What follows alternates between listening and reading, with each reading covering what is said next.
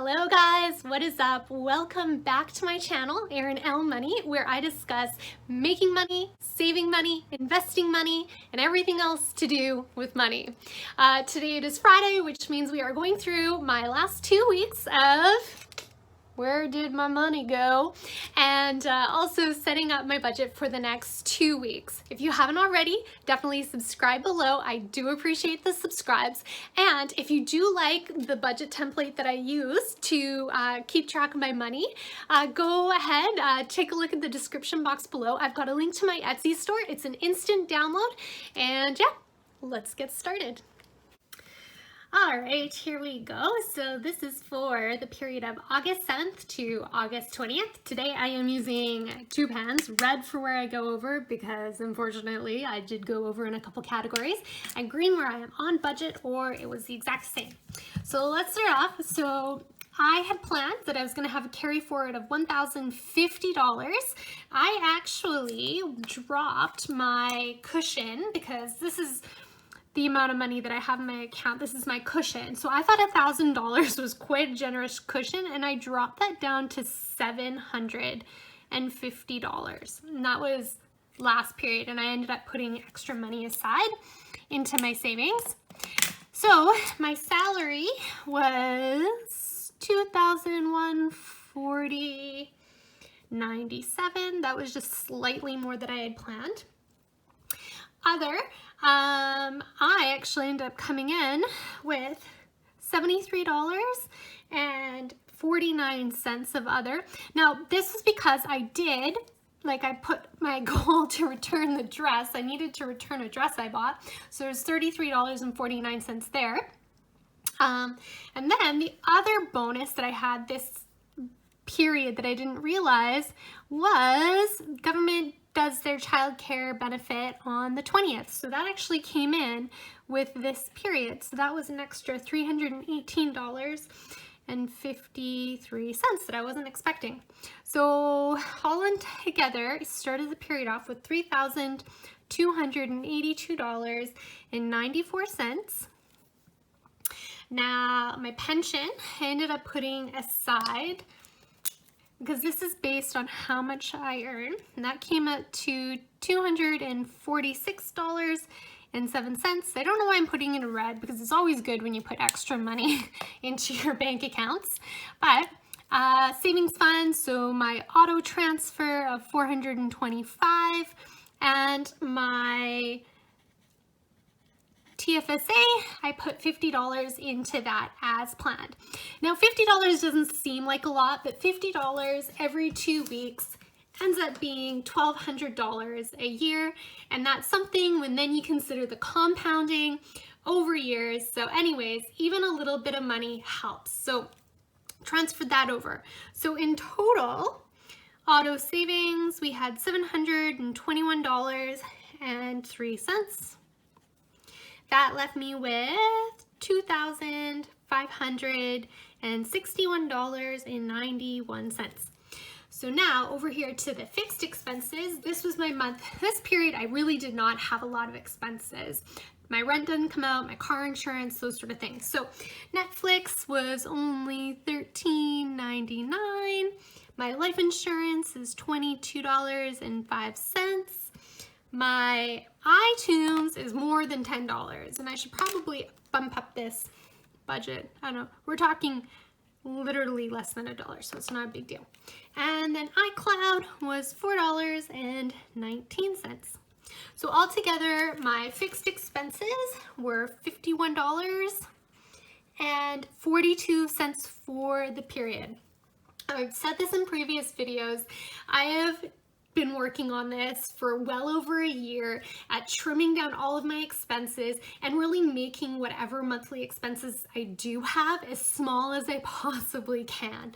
So having only $51.42 of bills that I had to pay is fantastic.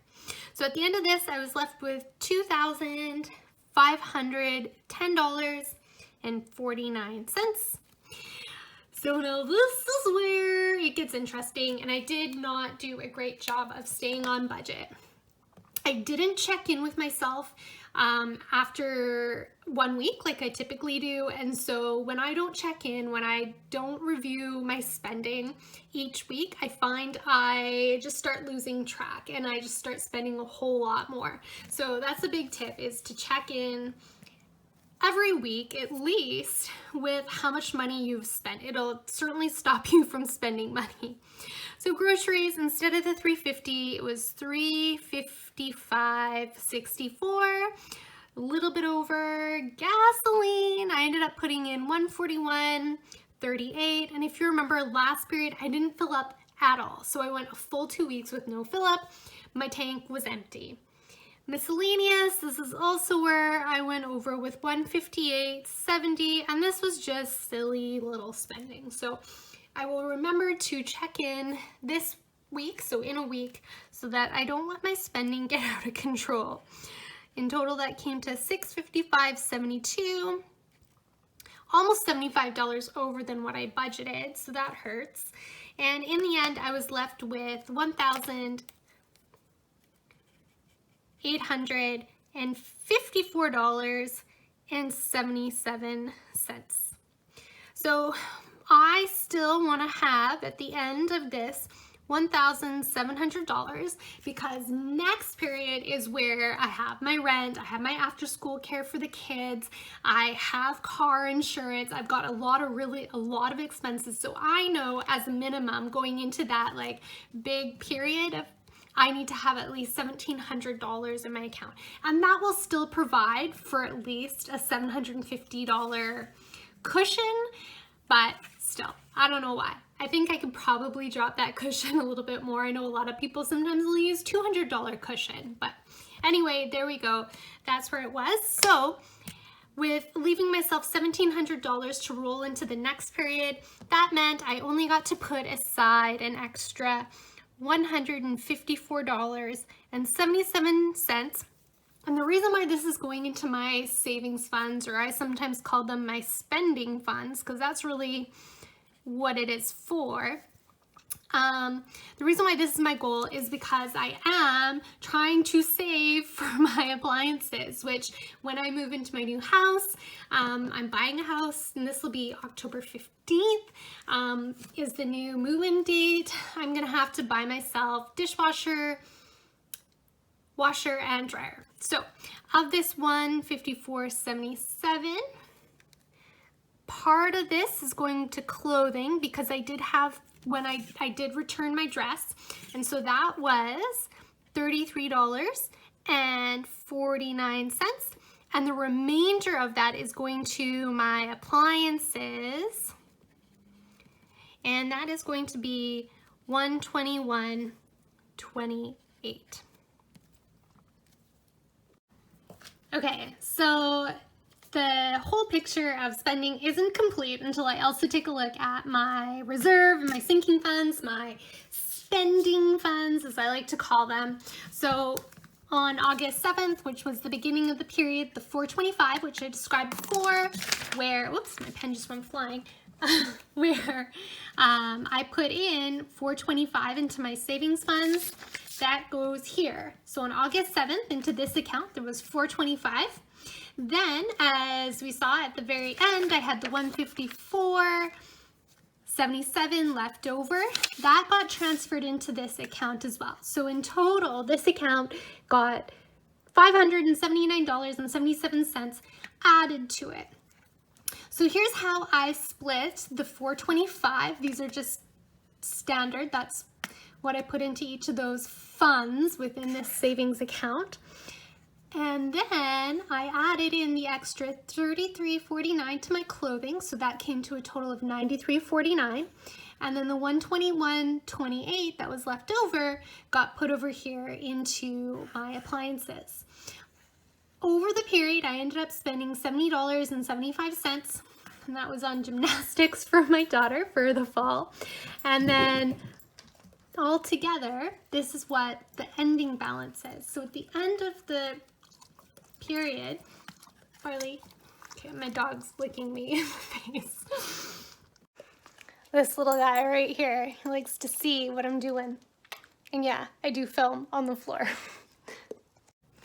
Okay, so to just finish this off, the ending balance here, the 209, that gets rolled forward to the next period. So last but not least, I have my budget for the next 2 weeks. So here we can see this is where it's cell phone, rent, after school care, car insurance, all are set to come out. And for those reserve sinking funds, there's the opening balance here for the next 2 weeks, the 209.09.54. I've already got that all set up. Here's the opening balances. That's the same as the closing balances here. So I find that keeping track or having all of my sinking funds just in one account at the bank, but then keeping a detailed listing of what the balances are is a whole lot easier than stuffing a whole bunch of envelopes with cash, and then plus there's the risk of it getting stolen. Yeah, so anyway, that's another method. All right, guys, so that is where my dollars and cents went over the last 2 weeks. If you have watched all the way to the end and you are like me, write in the comments below, every penny counts, because that truly is what my mantra has been over the last 2 years of doing this budgeting journey. And I found that, yes, tracking every last dollar and cents is what is getting me ahead. All right, have a great day, have a great weekend, and I will see you again.